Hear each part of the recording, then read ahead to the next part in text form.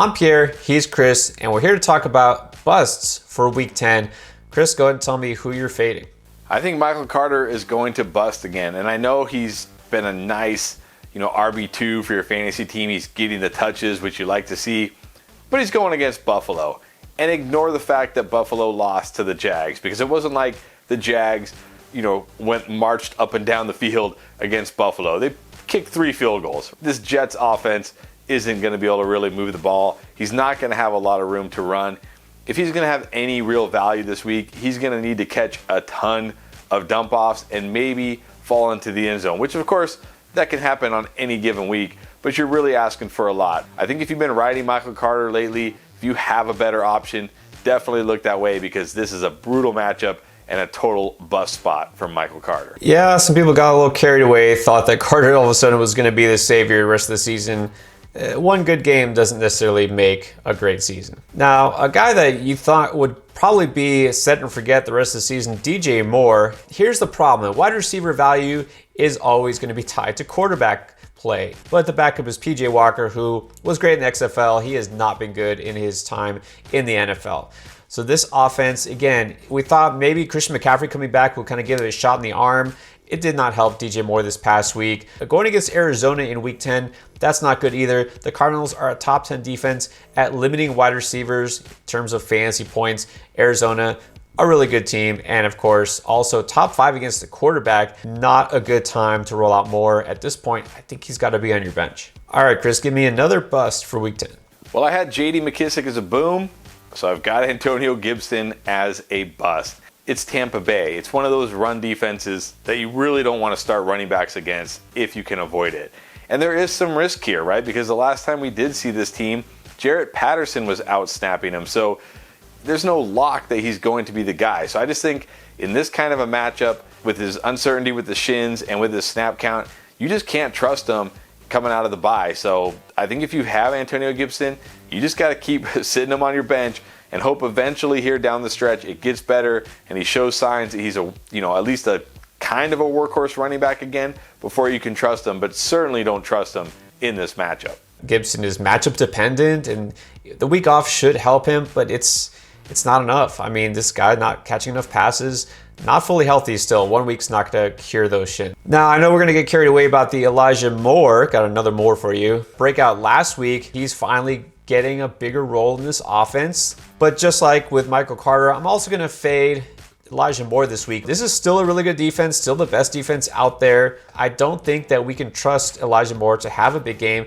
especially because Corey Davis is going to be back. That takes away some targets from him. I like Elijah Moore as a player. I like him long term. I don't like him in Week 10. So don't feel obligated to put him in your lineup just because he had a big week in Week 9. All right, Chris, another bust for us. Brandon Ayuk is a trap. I really do think he's trapping everybody this week. Everybody's going to be very excited about what they saw last week, what they saw the week before. They think he's back, and they're going to put him in their lineup. But this is a terrible matchup against the Rams. I think this is going to be a game where Kittle gets his work, and I think Debo is going to get a lot of work on those short wide receiver screen type of plays. Brandon Ayuk is still the more, intermediate. I mean, he's not really a vertical guy, but he runs more of the longer routes. And that's where the Rams excel. We saw it even on Sunday night when they got steamrolled by the Titans. It wasn't like the Titans were throwing the ball all over them, right? A.J. Brown didn't have a big game. Julio Jones didn't do much. They got some work with the tight ends in the passing game, running backs out of the backfield, those short, quick passes. That's where you can beat the Rams. I just don't think Brandon Ayuk, his skill set and what he does in this offense is going to work against the Rams. So people are going to buy back into him. They're going to jump back on the train. And I'm here to tell you, it's going to go off the rails. It's a trap. Don't start Brandon Ayuk this week. I was all over Ayuk last week, and the breakout game did happen, but I'm not buying it this week. It's the Rams. It's different context. I did mention the Jaguars earlier. James Robinson didn't play last week. It was a bad matchup for him. It's not any better this week if he does play. It's Indianapolis, and yes, Buffalo technically is the better overall defense. But in terms of holding running backs, Colts have been better holding running backs under 4 yards per carry. The Colts are a really good defense, especially against running backs. And then there's the fact that James Robinson is on the Jaguars, and I've already said this last week. I'm going to say it again. I'm done with them. I'm done trying to trust any sort of Jaguar, especially receivers. I don't think that I can trust that he's going to even get the volume that he should be getting. James Robinson is a good running back. He's just on a bad team in a bad system. This is a bad matchup. I don't want any part of it. So sorry, Robinson. Nothing personal, but don't trust you just to bust. All right, before we finish up with our Week 10 busts, let me also remind you that you can support us by becoming a patron. Check out information in the description below and click on that link to find out what it's all about. All right, Chris, your final Week 10 bust.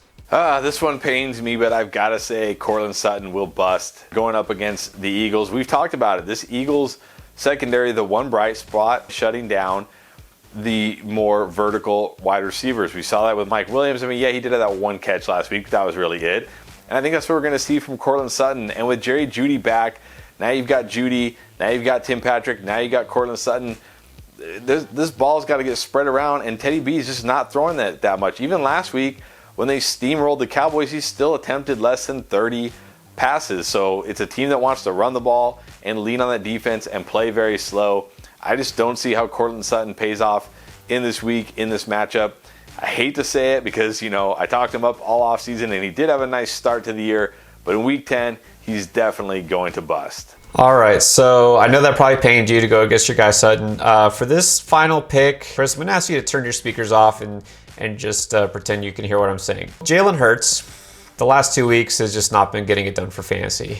And it's not his fault. This offense has changed. For some reason, Nick Sirianni, the head coach, has decided as soon as their top back Miles Sanders went out with injury, they would start to run the ball. And that's what they're doing. And it's Jordan Howard and Boston Scott and once in a while Kenny Gainwell. They're not throwing the ball anymore. Jalen Hurts has had 14 and 17 pass attempts the last 2 weeks. That is ridiculous considering that he was going closer to 40 the first few weeks. So they're not trying to win it with his arm. They're trying to win it by keeping it conservative on the ground, and Hurts is just not getting the volume he needs. Also, a bad matchup this week. What he can do is he can make up for the lack of pass volume with his legs. Denver specializes in limiting quarterbacks who can run the ball. They have not allowed a quarterback all season to run for even 30 yards in the game, and that includes Lamar Jackson. Unfortunately, the upside is just not here. Jalen Hurts, this is a week, finally, I think you can bench him. I know that had to hurt. Sorry. Those are our busts for Week 10. Good luck